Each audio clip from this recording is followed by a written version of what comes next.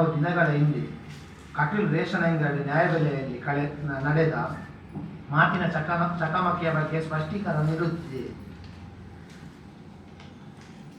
ಕಟೀಲು ಹಲವು ವರ್ಷಗಳಿಂದ ಮಂಜುನಾಥ್ ನಾಯಕ್ ಎಂಬವರ ಅಂಗಡಿಯಲ್ಲಿ ನ್ಯಾಯಬೆಲೆಯ ಅಂಗಡಿಯಲ್ಲಿ ಸರ್ಕಾರದಿಂದ ಸಿಗುವ ರೇಷನ್ ಅನ್ನು ನೀಡುತ್ತಿದ್ದು ಗ್ರಾಹಕರಿಗೆ ಉತ್ತಮ ಸೇವೆ ನೀಡುತ್ತಿದ್ದರು. ಆದರೆ ಇತ್ತೀಚಿನ ಕೆಲ ವರ್ಷಗಳಿಂದ ಈ ರೇಷನ್ ಅಂಗಡಿಯಲ್ಲಿ ಹಲವಾರು ಸಮಸ್ಯೆಗಳು ಉದ್ಭವವಾಗಿದೆ. ಮುಖ್ಯವಾಗಿ ಕೆಲವು ದಿನಗಳ ಹಿಂದೆ ನಾನು ಮತ್ತು ನನ್ನ ಅಮ್ಮ ಅಕ್ಕಿ ತೆಗೆದುಕೊಳ್ಳಲು ತಾಯಿಯ ಜೊತೆ ಹೋಗಿದ್ದೆವು. ಆ ಸಂದರ್ಭದಲ್ಲಿ ಅವರು ಒಂದು ಗೋನಿಗೆ ನಮಗೆ ಆ್ಯಕ್ಚುಲಿ ಹೌದು 100 ಕಿಲೋ ಬರೋದು ಹೌದು, ಯಾಕಂದರೆ ನಮ್ಮದು ಮೊದಲು ಜಾಯಿಂಟ್ ಫ್ಯಾಮಿಲಿ ಇದ್ದದ್ದು. ಈಗ ನಾನು ಬಾಡಿಗೆ ಮನೆಯಲ್ಲಿದ್ದೇನೆ. ರೇಷನ್ ಕಾರ್ಡ್ ಒಂದೇ ಉಂಟು, ಅದು ಕೂಡ ನಾವು ಅರ್ಜಿ ಕೊಟ್ಟಿದ್ದೇವೆ. 1.5 ವರ್ಷಗಳ ಮುಂದೆ ನನ್ನ ಅರ್ಜಿ ಕೊಟ್ಟಿದ್ದಾನೆ. ಬೇರೆ ರೇಷನ್ ಕಾರ್ಡ್ ಇಲ್ಲಿ ದಾಖಲೆ ಇದೆ, ಅದು ಆಗ್ತಾ ಇರಲ್ಲ. ಈಗಲೂ ಆಗ್ತಾ ಇಲ್ಲ. ರೇಷನ್ ಅಂಗಡಿ ಹೋಗುವಾಗ ಮೊದಲು ಆದ ಘಟನೆ 21 ತಾರೀಕಿಗೆ ಆದ ಘಟನೆ ನಾನು ವಿವರಿಸ್ತಾ ಇದ್ದೇನೆ. ಅಮ್ಮ ಮತ್ತು ನಾನು ರೇಷನ್ ತರಲಿಕ್ಕೆ ಹೋಗುವಾಗ ಅಲ್ಲಿ ನಾನು ಕೇಳಿದೆ 50 ಕಿಲೋದ್ದು ಚೀಲ ಕೊಡಿ ಅಂತ, ಒಂದು ಗೋಣಿ ಚೀಲ ಕೊಡಿ. ಅದಕ್ಕೆ ಅವರು 50 ಚೀಲ ಕೊಟ್ಟರೆ 50 ರೂಪಾಯಿ ಕೊಡಬೇಕು. ಅದಕ್ಕೆ ನಾನು ಕೇಳಿದೆ ಸರ್ಕಾರದ ಏನಾದರೂ ನಿಯಮ ಉಂಟು 50 ರೂಪಾಯಿ ತೆಗೊಳ್ಳುವುದು ಅಂತ. ಆಗ ದೀಪಾ ನಾಯಕ್ ಎಂಬವರು ಮೊನ್ನೆ ಪ್ರತಿಷ್ಠ ನಿಮ್ಮ ಮುಂದೆ ಬಂದಿದ್ದಾರೆ. ಅವರು ಹೇಳಿದ್ದ ಎಲ್ಲ ದಾಖಲೆ ಇಲ್ಲದೆ ಸುಳ್ಳನ್ನು ಹೇಳಿ ಹೋಗಿದ್ದಾರೆ ಇಲ್ಲಿಂದ. ದೀಪಾ ನಾಯಕ್ ಅವರು ಬಂದ ಮೇಲೆ ಸಮಸ್ಯೆ, ಈ ರೇಷನ್ ಅಂಗಡಿ ಸಮಸ್ಯೆ ಶುರುವಾಗಿದೆ ಅವರು ಬಂದ ನಂತರ. ನಾವು ರೇಷನ್ 50 ರೂಪಾಯಿ ನಿಮ್ಮದು ಸರ್ಕಾರದ ನಿಯಮ ಉಂಟಂತ ಕೇಳಿದ್ವಿ. ಅದಕ್ಕೆ ಅವರು ಬಂದು ನೀನು ಭಾರಿ ಮಾತಾಡ್ತೀಯ, ನಿಯಮಗಳ ಬಗ್ಗೆ ನಮಗೆ ಕಲಿಸಿಕೊಡ್ಬೇಕು, ನಿನಗೆ ಆಗ್ತದೆ 50 ರೂಪಾಯಿ ಕೊಟ್ಟು ಕೊಂಡು, ಇಲ್ಲದಿದ್ದರೆ ನೀನು ಚೀಲ ತಂದುಕೊಂಡು. ನಾವು ಆಲ್ರೆಡಿ ಚೀಲ ತಂದಿದ್ದೇವೆ. ಇವರ ಬಾಯಿಗೆ ತುಂಬ ಜನರದ್ದು ಕಂಪ್ಲೇಂಟ್ ಇತ್ತು, ಆ ರೇಷನ್ ಅಂಗಡಿ ಇತ್ತು. ಅದಕ್ಕೆ ನಾವು ಅದನ್ನು ಸ್ಪಷ್ಟೀಕರಿಸಬೇಕಿತ್ತು. ಅದಕ್ಕೆ ನಾನು ಕೇಳಿದೆ ನಿಮ್ಮಲ್ಲಿ ಏನಾದರೂ ಇದು ಕಾನೂನು ನಿಯಮಗಳು ಇದೆ ಅಂತ. ಅದಕ್ಕೆ ಅವರು ಹೇಳಿದ್ರು ಕಾನೂನೆಲ್ಲ ಮಾತಾಡಬೇಡ, ಜಾಸ್ತಿ ಮಾತಾಡಿದರೆ ನಿನ್ನ ರೇಷನ್ ಕಾರ್ಡ್ ಕ್ಯಾನ್ಸಲ್ ಮಾಡ್ತೇನೆ ಅಂತ ಹೇಳಿದ್ರು. ನನಗೆ BP ಪೇಷಂಟ್, ಟ್ಯಾಬ್ಲೆಟ್ ಉಂಟು. ಅವರು ರೇಷನ್ ಕಾರ್ಡ್ ಕ್ಯಾನ್ಸಲ್ ಮಾಡ್ತೇನೆ ಅನ್ನೋವಾಗ ನನಗೆ ಸ್ವಲ್ಪ ಸಿಟ್ಟು ಬಂದದ್ದು ಹೌದು. ಆಮೇಲೆ ನಾನು ಮೊಬೈಲ್ ತೆಗೆದೆ. ಈಗ ಹೇಳಿ ನಿಮಗೆ ರೇಷನ್ ಕಾರ್ಡ್ ಗೋಣಿ ಚೀಲಕ್ಕೆ ನೀವು ಹಣ ತಗೊಳ್ಳುವ ಏನಾದರೂ ಕಾನೂನು ಇದೆಯಾ? ಕಾನೂನು ಇದ್ದರೆ ತೋರಿಸಿ ಅಂತ ಹೇಳಿದೆ. ಅವರು ಇಲ್ಲ, ನಿನಗೆ ಬೇಕಾದರೆ ಕೊಂಡು ಹೋಗು, ಇಲ್ಲದಿದ್ದರೆ ನೀನು ಬಿಟ್ಟು ಹೋಗು, ಅದು ನಮಗೆ ಬರುವುದಿಲ್ಲ. ಮತ್ತೆ ಜಾಸ್ತಿ ಮಾತಾಡಿ ರೇಷನ್ ಕಾರ್ಡ್ ಕ್ಯಾನ್ಸಲ್ ಮಾಡ್ತೇನೆ ಅಂತ ನೀವು ವಿಡಿಯೋದಲ್ಲಿ ಕೂಡ ನೋಡಿ. ಅವರೇ ನನ್ನ ಇದೇ ಮೊಬೈಲನ್ನು ತೆಗೆದು ನೆಲಕ್ಕಾಗಿದೆ, ಡಿಸ್ಪ್ಲೇ ಸಹ ಹೋಗಿದೆ ನೋಡಿ, ಡಿಸ್ಪ್ಲೇ ಸಹ ಹೋಗಿದೆ, ನೆಲಕ್ಕಾಗಿದೆ. ಆ ವಿಡಿಯೋದಲ್ಲಿ ಸ್ಪಷ್ಟವಾಗಿ ನಿಮಗೆ ಗೋಚರಿಸ್ತದೆ ನಮ್ಮ ಮೊಬೈಲ್ ಎಳೆದು ತಗೊಂಡದ್ದು. ನಂದು ಸ್ವರ ಸ್ವಲ್ಪ ದಪ್ಪ, ಆದ್ದರಿಂದ ಅದು ಮಾತಾಡುವಾಗ ಸ್ವಲ್ಪ ಎದುರಿನಲ್ಲಿ ರ್ಯಾಶ್ ಆಗಿ ಕಾಣಿಸ್ಬೋದು. ಇದು ಒಂದೇ ಕಂಪ್ಲೇಂಟ್ ಅಲ್ಲ. ಬದಿಯಲ್ಲಿ ಮತ್ತೊಂದು ಎಂತಂದ್ರೆ ನನ್ನ ಇಲ್ಲಿ ಪಾಯಿಂಟ್ ಇದು ಸಾರ್ವಜನಿಕ ಇದ್ದು ಎವಿಡೆನ್ಸ್ ಇಲ್ಲಿ ಎಲ್ಲ ಗ್ರಾಮಸ್ಥರ ಸಿಗ್ನೇಚರ್ ಇದು ನಾನು ಹಾಕಿದ್ದಾರೆ. ಇದು ಗ್ರಾಮಸ್ಥರ ಇದು ದಾಖಲೆ. ಇದು ಅವರು ನಿನ್ನೆ ಬಂದು ಹೇಳಿದ್ರು, ನಾವು ಅದು ಮೊನ್ನೆದ ಘಟನೆ ವಿವರಿಸ್ತೇನೆ. ಆದ ನಂತರ ನಾನು ರೇಷನ್ ಅಕ್ಕಿ ತಗೊಂಡೆ ಬಂದ ಮೇಲೆ ನನಗೆ ಅದು ಡೌಟ್ ಕ್ಲಿಯರ್ ಆಗಲಿಲ್ಲ. ಯಾವುದು ಗೋಣಿ ಚೀಲದ ಮಾಹಿತಿ ಬೇಕು. ಅದು ಕೂಡ ಎಂತ, ಅದು ವಿಡಿಯೋ ಮಾಡಿದ ನಂತರ 50 ರೂಪಾಯಿ ಇದ್ದು ಅದು ಒಮ್ಮೆಲೆ 30 ರೂಪಾಯಿ ಡಿಸ್ಕೌಂಟ್ ಆಯಿತು ಮೊಬೈಲ್ ಇದ್ದ ನಂತರ. ನೋಡಿ, ಮೊದಲು ಹೇಳಿದವರು 50 ರೂಪಾಯಿ ಕೊಡಬೇಕು ಒಂದು ಗೋಣಿಗೆ ಅಂತ. ನಾನು ಮೊಬೈಲ್ ಇದ್ದ ನಂತರ 50 ರೂಪಾಯಿಂದ 20 ರೂಪಾಯಿಗೆ ಬಂದು ನಾನು 30 ರೂಪಾಯಿ ಡಿಸ್ಕೌಂಟ್ ಮಾಡಿದ್ದು. ನನಗೆ ಈ 20 ರೂಪಾಯಿದಲ್ಲಿ ಕೂಡ ಡೌಟ್ ಇದೆ, ಯಾಕಂದ್ರೆ ನಮಗೆ ನಿಯಮ ಗೊತ್ತಿರಲಿಲ್ಲ. ನಾವು ಕೇಳಿದ್ದು ನಮಗೆ ಸರ್ಕಾರದ ನಿಯಮವನ್ನು ನಮಗೆ ತೋರಿಸಿ, ಅದರ ಆದೇಶ ಇರ್ತದೆ, ಆದೇಶವನ್ನು ತೋರಿಸಿ ಅಂತ ತೋರಿಸಲಿಲ್ಲ. ಆಮೇಲೆ ನಾವು ಬಂದು ನಮಗೆ ಮತ್ತೆ ಕೂಡ ಡೌಟ್ ಇತ್ತು. ನಾವು ಅಲ್ಲಿ ಸೋಷಲ್ ವರ್ಕರ್ ಇದ್ದಾರೆ ಪ್ರಕಾಶ್ ಕಿಣಿಗೊಳಿ ಅಂತ, ಅವರಿಗೆ ಕಾಲ್ ಮಾಡಿ ವಿಚಾರ ತಿಳಿಸಿ ಹೀಗೆ ಮತ್ತೆ ಅಂತ ನಾನು ಮಾಡಿದ ವಿಡಿಯೋ ನಮ್ಮ ಪಟ್ಟಣ ಪಂಚಾಯತಿ, ನಮ್ಮದೇ ಗ್ರಾಮದೊಂದು ಪಟ್ಟಣ ಪಂಚಾಯತಿ ಗ್ರೂಪ್ ಉಂಟು, ಅದರಲ್ಲಿ ಹಾಕಿ ಕ್ವಶನ್ ಮಾರ್ಕ್ ಹಾಕಿದೆ ಹೀಗೆ ನಿಯಮ ಉಂಟಾ ಅಂತ. ಆಮೇಲೆ ಅವರು ಅಲ್ಲಿ ಸಾರ್ವಜನಿಕರೆಲ್ಲ ಜಮಾಯಿಸಿದ್ರು. 50ರಿಂದ 100 ಅರ್ಧ ಗಂಟೆಯ ಒಳಗಡೆ 50ರಿಂದ 100 ಮಂದಿ ಅಲ್ಲಿ ಜಮಾಯಿಸಿದ್ರು. ಇದು ಕೇಳಬೇಕು, ಇನ್ನು ಕೆಲವು ವಿಷಯ ಕೇಳಲಿಕ್ಕೆ ಇದನ್ನೆಲ್ಲ ಕೇಳಬೇಕಂತ. ಆಮೇಲೆ ಅವರು ಯಾರು ಫುಡ್ ಇನ್ಸ್ಪೆಕ್ಟರ್, ಅವರು ನಿನ್ನೆ ಮಾಧ್ಯಮದಲ್ಲಿ ನಮಗೆ ಸುಳ್ಳು ಹೇಳಿದೆ ನೋಡಿ. ನಾವು ಆರೋಗ್ಯ ಇಲಾಖೆಯನ್ನು ಕರೆಸಿದ್ದು ನಾವು, ಅವರು ಕಲಿಸಿದಲ್ಲ. ಫುಡ್ ಇನ್ಸ್ಪೆಕ್ಟರ್ ಕರೆಸಿದ್ದು ನಾವು. ಅವರ ಕಳಿಸಿದ ಸಂಬಂಧಪಟ್ಟ ಅಧಿಕಾರಿಗಳನ್ನು ಪ್ರಕಾಶ್ ಕಿನ್ನಿಗೋಳಿ ಅವರ ಸೋಷಿಯಲ್ ವರ್ಕರ್ ಅವರು ಫೋನ್ ಮಾಡಿ ಕರೆಸಿದ್ರು. ಆಮೇಲೆ ಸ್ಪಷ್ಟಪಡಿಸಿದೆ ಆ ಗೋಧಿ ಚೀಲವನ್ನು ಅವರಿಗೆ ಬಂದ ಮೇಲೆ ಏನು ಅದರ ಬಗ್ಗೆ ನಮಗೆ ಕ್ಲಿಯರಿಟಿ ಅಲ್ಲಿ ಆಯಿತು. ಅದರ ಬಗ್ಗೆ ಕ್ಲಿಯರಿಟಿ ಆಗಿ ಇನ್ನು ಇದು ಬೇರೆ ಸಮಸ್ಯೆ ಏನಂದರೆ, ಒಂದನೇ ಅದು ರಾಜ್ಯ ಹೆದ್ದಾರಿಗೆ ಅಂಟಿಕೊಂಡಿದೆ ಅಂಗಡಿ, ರೇಷನ್ ಅಂಗಡಿ ರಾಜ್ಯ ಹೆದ್ದಾರಿಗೆ ಅಂಟಿಕೊಂಡಿದೆ. ಅದು ಯಾವ ಲೆಕ್ಕದಲ್ಲಿ ಸರ್ಕಾರ ಅವರಿಗೆ ಇದು ಲೈಸೆನ್ಸ್ ಕೊಟ್ಟಿದೆ ಅಂತ ನಮಗೆ ಗೊತ್ತಿಲ್ಲ. ಅದರ ಬಗ್ಗೆ ನಮಗೆ ಮಾಹಿತಿ ಬೇಕು, ಅದು ಕೊಡ್ಲಿಕ್ಕೆ ಉಂಟ. ಮತ್ತೆ ದಿನಸಿ ಅಂಗಡಿಯಲ್ಲಿ ಅದು ಆ ರೇಷನ್ ಅಂಗಡಿ ಕೊಡ್ಲಿಕ್ಕೆ ಉಂಟ ನಮಗೆ ಗೊತ್ತಿಲ್ಲ. ಇದರ ಬಗ್ಗೆ ನಮಗೆ ಮಾಹಿತಿ ಬೇಕಾಗಿದೆ, ಇದು ನಮಗೆ ಮಾಹಿತಿ ಗೊತ್ತಿಲ್ಲ. ದಿನಸಿ ಅಂಗಡಿ ನಾನೊಬ್ಬ ಡ್ರೈವರ್, ನಾನು ಕರ್ನಾಟಕದ ಮೂಲೆಗೆ ಹೋಗಿದ್ದೇನೆ. ದಿನಸಿ ಅಂಗಡಿಯಲ್ಲಿ ರೇಷನ್ ಕೊಡೋದನ್ನು ನಾನು ಇಷ್ಟರ ತನಕ ನೋಡಲಿಲ್ಲ. ದಿನಸಿ ಅಂಗಡಿ ರೇಷನ್ ನಾನು ಇಷ್ಟರ ತನಕ ನೋಡಲಿ. ಅದು ಕೂಡ ರಾಜ್ಯ ಹೆದ್ದಾರಿಯ ಜಂಕ್ಷನ್ ಪ್ಲೇಸ್. ನೀವು ಬೇಕಾದ್ರೆ ಮಾಧ್ಯಮದಲ್ಲಿ ನಿಮಗೆ ನಾವು ಇದು ಆರ್ಡರ್ ಮಾಡ್ತಾರಲ್ಲ, ನಮ್ಮ ವಿನಂತಿ ಮಾಡ್ತಾ ಇದ್ದೇನೆ, ನಿಮಗೆ ಒಮ್ಮೆ ಹೋಗಿ ಆ ಒಂದು ಜಾಗವನ್ನು ಪರಿಶೀಲಿಸಿ. ಜಂಕ್ಷನ್ ಅದು, ಆ ಬದಿ ಕೂಡ ರೋಡ್, ಈ ಬದಿಯಿಂದ ಹೋದರೆ ಕಿನ್ನಿಗೋಳಿಗೆ ಹೋಗುವ ರೋಡ್, ಇದು ದೇವಸ್ಥಾನಕ್ಕೆ ಹೋಗುವಾಗ ಅವರದೇ ಆದ ಕೆಲವೊಂದು ಸಿಸ್ಟಮ್ ಅನ್ನು ಚಾಲು ಮಾಡಿದ್ದಾರೆ. ಶುಕ್ರವಾರ ಬಂದ್ರೆ ರೇಷನ್ ಇಲ್ಲ, ಯಾಕೆಂದ್ರೆ ಅಲ್ಲಿ ದೇವಸ್ಥಾನಕ್ಕೆ ಅವರ ಭಕ್ತರಿದ್ದಾರೆ, ಅಲ್ಲಿ ಬ್ಲಾಕ್ ಆಗ್ತಾರೆ ಅಂತ ಹೇಳಿ ಅವರೇನು ಶುಕ್ರವಾರ ಕೊಡುವುದು ನಿಲ್ಲಿಸರು. ಇದು ಯಾವ ನಿಯಮ ನನಗೆ ಗೊತ್ತಿಲ್ಲ. ಶುಕ್ರವಾರ ಕೊಡ್ಲಿಕ್ಕೆ ಉಂಟಾ ಇಲ್ವಾ ನನಗೆ ಗೊತ್ತಿಲ್ಲ. ಇದು ನನ್ನ ಮಾಹಿತಿ ಬೇಕಾಗಿದೆ ಇದರ ಬಗ್ಗೆ ಕೂಡ. ಶುಕ್ರವಾರ ಕೊಡ್ಲಿಕ್ಕೆ ಉಂಟಾ ಇಲ್ಲ. ಮತ್ತೆ ಸಂಜೆ 4ರಿಂದ ಅವರು ಕ್ಲೋಸ್. ರೇಷನ್ ಕೊಡುದಿಲ್ಲ, ದಿನಸಿ ಕೊಡ್ತಾರೆ, ರೇಷನ್ ಕೊಡುದಿಲ್ಲ. 4 ಗಂಟೆಗೆ ಕ್ಲೋಸ್. ಪಾಪದವರು ಹೋದ್ರೆ ಎಷ್ಟು ಜನರನ್ನು ಸತಾಯಿಸಿದ್ದಾರೆ ಅಂದರೆ, ಪಾಪದವರು ಹೋದ್ರೆ ಸರ್ವರ್ ಇಲ್ಲ, ಮತ್ತೆ ಅಕ್ಕಿಯನ್ನು ಅಲ್ಲೇ ಬಿಡುವವರಿಗೆ ಅಲ್ಲೇ ಚೀತು ಬರೆದು ಕೊಡ್ತಾರೆ, ಇಷ್ಟು ರೂಪಾಯಿದ್ದು ನೀವು ಇಲ್ಲಿ ದಿನಸಿ ತಗೊಳ್ಳಿಂದ. ಅವು ಬದಿಯಲ್ಲಿ ಅಂಗಡಿಯ ಜೊತೆಗೆ ರೇಷನ್ ಅಂಗಡಿ, ಅದರಿಗೆ ಅವರಿಗೆ ಪರ್ಮಿಷನ್ ಇದೆ, ಸರ್ಕಾರದ ಪರ್ಮಿಷನ್ ಇದೆ, ಅದು ನಮಗೆ ಮಾಹಿತಿ ಇಲ್ಲ. ಅದನ್ನು ದಯವಿಟ್ಟು ಅದರ ಬಗ್ಗೆ ತನಿಖೆ ಆಗಬೇಕು. ಮತ್ತೊಂದು ಕಂಪ್ಲೇಂಟ್, ಇದು ನಂದು ಕಂಪ್ಲೇಂಟ್ ಅಲ್ಲ, ಸಾರ್ವಜನಿಕರ ಕಂಪ್ಲೇಂಟ್. ಅದು ವಿದ್ ದಾಖಲೆಯೊಂದಿಗೆ ಬಂದಿದೆ, ನಾವು ಸುಳ್ಳು ಹೇಳ್ತಾ ಇಲ್ಲ, ವಿದ್ ದಾಖಲೆ. ಇದನ್ನು ಬೇಕಾದ್ರೆ ನಿಮ್ಗೆ ಕೊಡ್ತೇನೆ. ಮತ್ತೊಂದು ಅವರ ಒಂದು ಸಮಿತಿಯವರಿಗೆ ಎಂತ ನ್ಯಾಯಬೆಲೆ ಅಂಗಡಿಯ ಸಮಿತಿಯವರಿಗೂ ಕೂಡ ಸುಳ್ಳು ಹೇಳಿದ್ದಾರೆ, ಸುಳ್ಳು ಮಾಹಿತಿ ನೀಡಿದ್ದಾರೆ. ನಾನು ಅವರಿಗೂ ಕೂಡ ರಿಕ್ವೆಸ್ಟ್ ಮಾಡುದು, ಯಾವುದು ಒಂದು ಸಂಘಟನೆ ಉಂಟಲ್ಲ ನ್ಯಾಯಬೆಲೆ ಅಂಗಡಿ ಸಂಘಟನೆ, ರಿಕ್ವೆಸ್ಟ್ ಮಾಡುದು, ನೀವು ಮೊದಲು ಇದನ್ನು ಪರಿಶೀಲಿಸಿ. ಜನರ ಸಮಸ್ಯೆ, ಇದು ನನ್ನ ಸಮಸ್ಯೆ ಅಲ್ಲ, ಇದು ಜನರ ಸಮಸ್ಯೆ. ದಾಖಲೆಗಳೇ ನಾವು ಬಂದಿದೆ, ಅವರು ಯಾವುದೇ ದಾಖಲೆ. ನಿನ್ನೆ ಒಂದು ಪಾಯಿಂಟ್ ನೀವು ಮಾಡಿದ್ರೆ, ಅದು ಒಬ್ಬರೇ ಪಾಯಿಂಟ್ ಕ್ವಶನ್ ಕೇಳಿದ್ದು, ಯಾರಂತ ಗೊತ್ತಿಲ್ಲ. ನಿಮ್ಮ ಅಂಗಡಿಯಲ್ಲಿ ಸಿಸಿ ಕ್ಯಾಮರಾ ಇದ್ರೆ ಅವರೆಲ್ಲ ಅಕ್ರಮಗಳು ಇಲ್ಲಿಗೆ ನಿಲ್ಲಿತಾ ಇತ್ತು.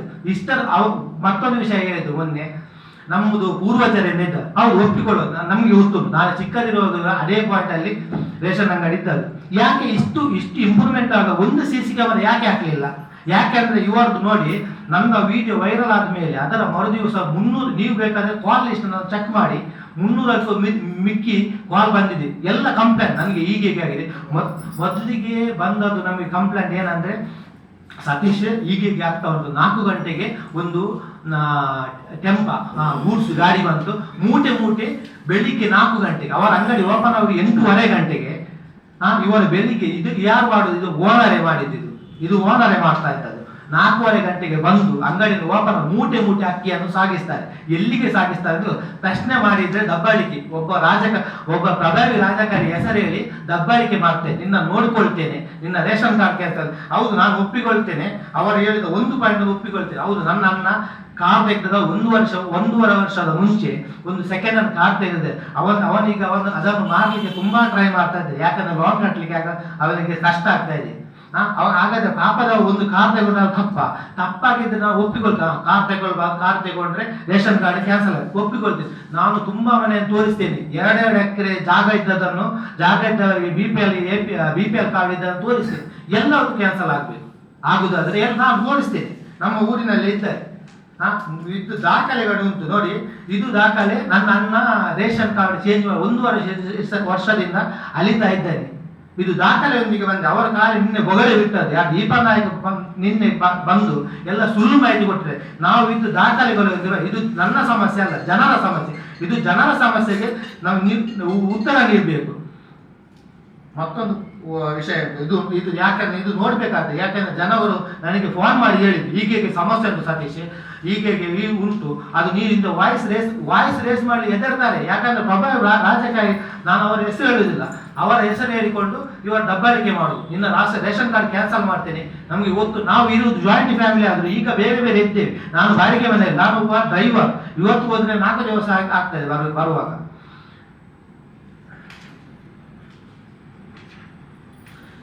ಇದರ ಬಗ್ಗೆ ಆಮೇಲೆ ನಾನು ಆ ದಿವಸ ಈ ಘಟನೆ 21 ಘಟನೆ ಆದ್ಮೇಲೆ ಎಲ್ಲ ಅವರು ಅಧಿಕಾರಿಗಳನ್ನು ನಾವು ಕರೆಸಿ, ಅದರಲ್ಲಿ ಕೂಡ ಸುಳ್ಳು ಹೇಳಿದೆ ನೋಡಿ, ಸ್ಪಷ್ಟವಾಗಿ ಹೇಳ್ತಾನೆ, ಅದರ ಅಧಿಕಾರಿಗಳನ್ನು ಕರೆದದ್ದು ನಾವು, ಜನರು ಒಟ್ಟುಗೂಡಿ ಅಲ್ಲಿ 50 ರಿಂದ 100 ಜನ ಅರ್ಧ ಗಂಟೆಯಲ್ಲಿ ಒಟ್ಟಾಗಿದೆ. ನಾವು ಹಣ ಕೊಟ್ಟು ಕಳಿಸಿದ್ದಲ್ಲ, ಖಾಲಿ ಒಂದು ಗ್ರಾಮ, ನಮ್ದು ಪಟ್ಟಣ ಗ್ರಾಮ ಪಂಚಾಯತಿ ಅಂತ ಒಂದು ಗ್ರೂಪ್ ಇದೆ, ಅದರ ಗ್ರೂಪಿಂದ ಬಂದ ಮಾಹಿತಿಯಿಂದ ಅಲ್ಲಿ 50 ರಿಂದ 100 ಜನ ಒಟ್ಟಾಗಿದ್ದಾರೆ. ಒಟ್ಟಾಗಿ ನಾವು ಅವರನ್ನು ಪ್ರಶ್ನೆ, ಅಧಿಕಾರಿಗಳು ಬಂದ ಮೇಲೆ ಸ್ಪಷ್ಟವಾಯ್ತು, ನಮಗೆ ಗೊತ್ತಾಯ್ತು ಗೋಧಿ ಚೀಲ ಬಂದ ಮೇಲೆ ಅವರಿಗೆ ಏನು ಮಾಡಬೇಕು, ಅದಲ್ಲಿ ಕ್ಲಿಯರ್ ಆಯ್ತು. ಒಂದು ಸೈಕಲ್ ನಿಲ್ಲಿಸ್ಲಿಕ್ಕೆ ಜಾಗ ಇಲ್ಲ ಇವರಿಗೆ. ಅಕ್ಕಿ ಬಂದ್ರೆ ಅವತ್ತು ದಿನ ರೋಡ್ ಬ್ಲಾಕ್. ಇದು ನಾನು ಇಷ್ಟರ ತನಕ ಆ ತರಹದ ಒಂದು ರೇಷನ್ ಅಂಗಡಿ ಇಷ್ಟರ ತನಕ ನೋಡಿ, ರೋಡ್ ಬದಿಯ ರಾಜ್ಯ ಹೆದ್ದಾರಿಗೆ ಒರೆಸಿಕೊಂಡು ರೇಷನ್ ಅಂಗಡಿಯನ್ನು, ನಾನೀಗ ಕರ್ನಾಟಕದ ಮೂಲೆ ಮೂಲೆಗೆ ಹೋಗ್ತೇನೆ, ಸೊಸೈಟಿಯಲ್ಲಿ ನೋಡಿದ್ದೇನೆ ರೇಷನ್ ಕೊಡುವುದನ್ನು. ಇಲ್ಲದಿದ್ರೆ ಪಂಡಿತರ ಅಕ್ಕಿ ವಿತರಣೆ ಒಂದು ಸಪರೇಟ್ ಆಗಿ ಒಂದು ಅಂಗಡಿ ಇರ್ತಾರೆ, ಅದನ್ನು ನೋಡಿದ್ದೇನೆ. ಮತ್ತೆ ಈ ತರ ರಾಜ್ಯದಾರಿಗೆ ಒತ್ತುಕೊಂಡು ಒಂದು ಜಂಕ್ಷನ್ ಅಲ್ಲಿ ಸುಮಾರು ವರ್ಷದಿಂದ ಇಷ್ಟು ರೇಸ್ ಮಾಡ್ಲಿಕ್ಕೆ ಹೆದರ್ತಾರೆ. ಯಾಕಂದ್ರೆ ಅವರ ಬೆದರಿಕೆ ನಿಮ್ಗೆ ಗೊತ್ತಿಲ್ಲ. ನೀವು ಬೇಕಾದ್ರೆ ನಾವು ನಿಮ್ಗೆ ವಿನಂತಿ ಮಾಡುವ, 10 ಮನೆಗೆ ಹೋಗಿ ನೀವು ಇದರ ಬಗ್ಗೆ ಇನ್ಕ್ವೈರಿ ಮಾಡಿ, ಆಗ ನಿಮ್ಗೆ ಸತ್ಯ ಗೊತ್ತಾಗ್ತದೆ. ಅವರ ಹೆಸರು ಹೇಳುದಿಲ್ಲ, ಯಾಕಂದ್ರೆ ಅವರ ಪ್ರಭಾವಿಗಳು, ಅದು ನಮ್ಗೆ ಗೊತ್ತಿಲ್ಲ, ಅವರ ಸಂಬಂಧ ಅಂತ ಹೇಳ್ತಾರೆ, ನಮ್ಗೆ ಗೊತ್ತಿಲ್ಲದ ವಿಷಯ ನಾವು ಅಲ್ಲಲ್ಲ ಸಿಟಿಯವರು ಅವರ ಹೆಸರನ್ನು ನಾನು ಹೇಳಿಕ್ಕೆ, ಯಾಕಂದ್ರೆ ನಮಗೆ ಗೊತ್ತಿಲ್ಲ, ನಮಗೆ ಎಷ್ಟು ಗೊತ್ತು, ಎಷ್ಟು ಸತ್ಯ ಉಂಟು ಅದನ್ನು ಹೇಳಿ. ನಾವು ಅವರಾಗಿ ಆಶಾ ಹುಡುಗನಾಗೆ ಬುಡು ಬೀಳುವುದಲ್ಲ ಇಲ್ಲಿ. ಅವರು ಬಂದು ಮೊನ್ನೆ ಸುಳ್ಳು ಮಾಹಿತಿ ಕೊಟ್ಟ, ಯಾವುದಕ್ಕೂ ಕೂಡ ದಾಖಲೆ, ನಮ್ದು ಎಲ್ಲದಕ್ಕೆ ದಾಖಲೆ ಇಟ್ಕೊಂಡು ಬಂದೆ. ಇದನ್ನು ಸಂಬಂಧಪಟ್ಟ ಅಧಿಕಾರಿಗಳಿಗೆ ನಾವು ಕಲಿಸುವುದನ್ನು ಮಾಡ್ತೇವೆ, 100% ಮಾಡ್ತೇವೆ. ಯಾಕಂದ್ರೆ ನಮ್ಗೆ ಇದು ಸ್ಟೇಷನ್ ಅಲ್ಲಿ ಎಲ್ಲ ಕ್ಲಿಯರ್ ಆಗಿ ಬಿಟ್ಟಿದೆ. ಮನೆಯಲ್ಲಿದ್ದೇನೆ, ಯುವ ಬೇರೆ ಇದ್ದೇನೆ, ಆದ್ರೆ ರೇಷನ್ ಕಾರ್ಡ್ ಅಲ್ಲಿ ಒಂದೇ ಉಂಟು. ಅದನ್ನು ನಾವು ಬೇರೆ 1.5 ವರ್ಷದಿಂದ, ಇದು ನನ್ನ ಅಣ್ಣನದ್ದು 1 ವರ್ಷ ಅಲೆತಿದ್ದಾರೆ. ಇದು ನಮ್ಮ ದಾಖಲೆ ಉಂಟು, ಓದದ ದಾಖಲೆ. ನಾವು ನೋಡಿ, ನಾವು ಅವರಾಗಿ ದಾಖಲೆ ಎಲ್ಲ ಬಂದು ಎಲ್ಲದಕ್ಕೆ ದಾಖಲೆ ಉಂಟು, ದಾಖಲೆ ಇಟ್ಟುಕೊಂಡು ಬಂದಿದ್ದೇವೆ. ಇದನ್ನು ದಾಖಲೆಯನ್ನು ನಾವು ಮಾಡಿದ್ದು ಕಂಪ್ಲೇಂಟ್ ಕೊಡ್ಲಿಕ್ಕೆ ಅಂತ ಮಾಡಿದ್ವಿ, ಊರಿನವರೆಲ್ಲ ಸೈನ್ ಹಾಕ್ತೀವಿ. ಇದು ನನ್ನ ಒಬ್ಬನ ಸಮಸ್ಯೆ ಅಲ್ಲ, ಇಡೀ ಊರಿನವರ ಸಮಸ್ಯೆ. ಇದು ನಂದು ಒಬ್ಬನಲ್ಲ. ನೀವು ಬೇಕಾದ್ರೆ ಕಾಲ್ ಲಿಸ್ಟ್ ನಾನು ಚೆಕ್ ಮಾಡಿ, ಆ ವಿಡಿಯೋ ವೈರಲ್ ಆದ ಮರುದಿವಸವೇ 300-400 ಕಾಲ್ ಬಂದಿದೆ. ಒಂದನೆಯದು ಅದು 4 ಗಂಟೆಗೆ ಅಕ್ಕಿ ಹೋಗುದು, ಮೂಟೆ ಅಕ್ಕಿ ಹೋಗ್ತದೆ ಅಂತೆ. ನೋಡಿ, ಇವರು ಇಷ್ಟು ವರ್ಷದಿಂದ 25 ನನಗೆ ನಾನು ಹುಟ್ಟಿದಾಗಲಿಂದ ಆ ರೇಷನ್ ಕಾರ್ಡ್ ಅಲ್ಲಿ ಕೊಡ್ತಾ ಇದ್ದಾರೆ. ನೀವು ಒಂದು CC ಕ್ಯಾಮೆರಾ ಹಾಕಿದ್ರೆ ಇವರ ಬಣ್ಣ ಬಯಲಾಗ್ತಿತ್ತು, ಯಾಕಂದ್ರೆ CC ಕ್ಯಾಮೆರಾ ಎಲ್ಲ ರೆಕಾರ್ಡ್ ಆಗ್ತದೆ. ಮತ್ತೆ ಮೊನ್ನೆ ವಿಡಿಯೋವನ್ನು ಕೂಡ ನೀವು ನೋಡಿ, ನಾನು ದಬ್ಬಾಳಿಕೆ ಮಾಡಲಿಲ್ಲ, ನಮ್ದು ವಾಯ್ಸ್ ಸ್ವಲ್ಪ ದಪ್ಪ ಇರ್ಬೋದು, ನಾನು ನಾನು ಮಾಹಿತಿ ಕೇಳಿದ್ದು. ಅವರು ನನ್ನ ಮೊಬೈಲ್ ಹೇಳಿದ್ರು, ನೋಡಿ ಡಿಸ್ಪ್ಲೇ ಹೋಗಿದೆ, ಇಲ್ಲಿ ನೋಡಿ ಇದು ಸಾಕ್ಷಿ, ಇದನ್ನು ನೆಲಕ್ಕೆ ಹಾಕಿದ್ದಾರೆ. ಹಾಗಾದ್ರೆ ಪಾಪದವರು ಪ್ರಶ್ನೆ ಮಾಡುವ ತಪ್ಪ, ಪ್ರಶ್ನೆ ಮಾಡಬಾರ್ದ? ಅದೇ ದೇವರ ಮೇಲೆ ಆನೆ ಮಾಡಿ ಹೇಳಲಿ ಅವರು ನಾನು ನಮ್ಮ ಅಂಗಡಿಯಲ್ಲಿ ಅವ್ಯವಹಾರ ಆಗ್ಲಿಲ್ಲ ಅಂತ, ಆಗುದಿಲ್ಲ ಅಂತ ಅವರು ಆನೆ ಮಾಡಿ ಹೇಳಿ ಒಪ್ಪಿಕೊಳ್ತೇನೆ. ಅವರ ಆ ದೇವರ ಮೇಲೆ ಯಾರು, ಇದು ಮಂಜುನಾಥ್ ನಾಯಕ್ ಅವರ ಮಾಡಿ, ಯಾಕಂದ್ರೆ ಓನರ್ ಇವರು ಆಶಾ ದೀಪಾ ನಾಯಕ್ ಅವರ ಸೊಸೆ ಮೊನ್ನೆ ಬಂದದ್ದು. ಅವರ ಮಂಜುನಾಥ್ ನಾಯಕ್ ಆನೆ ಮಾಡಿ ಹೇಳಿ ನಮ್ಮ ಅಂಗಡಿಯಲ್ಲಿ ಅವ್ಯವಹಾರ ಆಗ್ತಾ ಇಲ್ಲ ಅಂತ. 4 ಗಂಟೆಗೆ ಲೋಡ್ ಅಕ್ಕಿ ಮೂಟೆ ಹೋಗುವುದನ್ನು ನೋಡಿದವರಿದ್ದೇವೆ ನಾವು. ನೆಕ್ಸ್ಟ್ ಒಂದು ವೇಳೆ ಬರ್ಲಿಕ್ಕೆ ಸಿಕ್ಕಿದ್ರೆ ನಾವು ಅವರನ್ನು ಕೂಡ ಕರ್ಕೊಂಡು ಬರ್ತೇವೆ.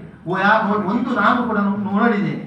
ಯಾಕೆಂದ್ರೆ ನಾನು ಇದು 3.5 ವರ್ಷದ ಮುಂಚಿನ ಮಾತು. ಆಂಬುಲೆನ್ಸ್ ಅಲ್ಲಿ ಡ್ಯೂಟಿಯಲ್ಲಿದ್ದೆ, ದುರ್ಗಾ ಸಂಜೀನ ಆಂಬುಲೆನ್ಸ್ ಅಲ್ಲಿ ಡ್ಯೂಟಿಯಲ್ಲಿದ್ದೆ. ಅಲ್ಲಿ ಡ್ಯೂಟಿಯಿಂದ ಎಮರ್ಜೆನ್ಸಿ ಕೇಸ್ ಇತ್ತು. ಎಮರ್ಜೆನ್ಸಿ ಕೇಸ್ ರೋಡಲ್ಲಿ ಹೋಗುವಾಗ ಇದು ಗೂಡ್ಸ್ ಗಾಡಿಯಲ್ಲಿ ಲೋಡ್ ಆಗ್ತಾ ಇದೆ. 4 ಗಂಟೆಗೆ ಬೆಳಿಗ್ಗೆ 4 ಗೂಡ್ಸ್ ಲೋಡ್ ಆಗ್ತಾ ಇದೆ. ನನಗೆ ಅಲ್ಲಿ ನಿಲ್ಲಿಸಲಿಕ್ಕೆ, ಯಾಕಂದ್ರೆ ಎಮರ್ಜೆನ್ಸಿ ಪೇಷಂಟ್ ಇರೋದು ಅಲ್ಲಿ, ನಾನು ನಿಲ್ಲಿಸಲಿಕ್ಕೆ ಆಗಲಿಲ್ಲ. ನಾವು ಡೈರೆಕ್ಟ್ ಆಗಿ ಹೋದೆ ಅದು ಆಮೇಲೆ ನೋಡಿದವರು 5 ಜನ ಕಾಲ್ ಮಾಡಿ ಹೀಗೆ ಉಂಟು ಅದನ್ನು ನೀವು ಪ್ರಶ್ನೆ ಮಾಡಿದ್ದು ಯಾರು ಕೂಡ ಮುಂದೆ ಬರ, ಯಾಕಂದ್ರೆ ಇವರು ಹೀಗೆ ಪ್ರಭಾವಿ ರಾಜಕಾರಣ ಹೆಸರು ಹೇಳಿ ಹೆದರಿಸ್ತಾರೆ, ನಿನ್ನ ನೋಡಿಕೊಳ್ತೇನೆ, ನಿನ್ನ ಅದು ಕ್ಯಾನ್ಸಲ್ ಮಾಡ್ತೀನಿ. ಅವರ ಡಿಮ್ಯಾಂಡ್ ಏನಂತ ಇತ್ತಂದ್ರೆ ದೇಶದಲ್ಲಿ ಕೂಡ ನಾನು ಈ ಕೈ ಮುಗಿದು ಸಾರಿ ಕೇಳ್ಬೇಕಂತೆ, ಅದನ್ನು ಅವರು ಸೋಷಿಯಲ್ ಮೀಡಿಯಾದಲ್ಲಿ ಹಾಕ್ಬೇಕಂತೆ. ನಾವು ತಪ್ಪು ಮಾಡಿದ್ರೆ ನಾವು ಯಾಕೆ ಸಾರಿ ಕೇಳ್ಬೇಕು? ಅವರ ಬೇಡಿಕೆ ಕೂಡ ಅದೇ ಆಗಿತ್ತು, ನಾನು ಸಾರಿಗೆ ಈಗ ಕೈ ಮುಗಿದು ಸಾರಿ ಕೇಳ್ಬೇಕಂತೆ, ಅದನ್ನು ಅವರು ಸೋಷಿಯಲ್ ಮೀಡಿಯಾದಲ್ಲಿ ಹಾಕಿ ಅವರು ಸೇಫ್ ಆಗ್ಬೇಕು, ವೈರಲ್ ಮಾಡ್ಬೇಕಂತ ನನ್ನ ವಿಡಿಯೋ. ಮುಂದಿನ ನಡೆ ನಾವು ಸಂಬಂಧಪಟ್ಟ ಇಲಾಖೆಗೆ ಇದು ನನ್ನದಲ್ಲ, ಇದು ಸಂಬಂಧಪಟ್ಟ ಇಲಾಖೆಗೆ ನಾವು ಜನರ ಪರವಾಗಿ ನಾವು ಹೋರಾಟ ಮುಂದುವರಿಸ್ತೇವೆ.